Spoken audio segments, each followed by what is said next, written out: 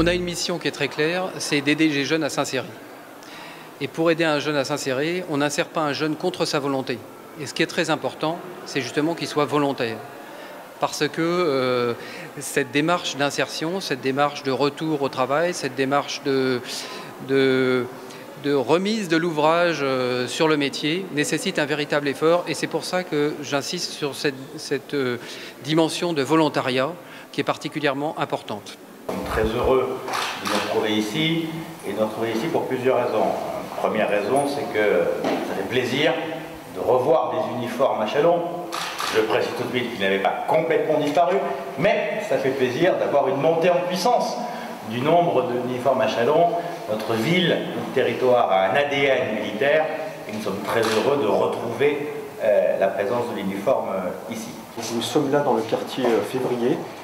Cette caserne Février sera le lieu futur du centre du SME de Châlons-en-Champagne à compter du mois de janvier. Bon, vous trouvez comment toute cette ambiance? Sympathique. Sympathique, c'est bon enfant. Même si les cadres sont un peu plus stricts entre nous, entre jeunes, ça c'est sympa. Pour vous, c'était indispensable de faire ce service? Oui. Oui. S'il peut être d'ailleurs obligatoire à nouveau, je ne serais pas contre. Qu'est-ce que vous pourriez dire pour conseiller à d'autres jeunes de rejoindre?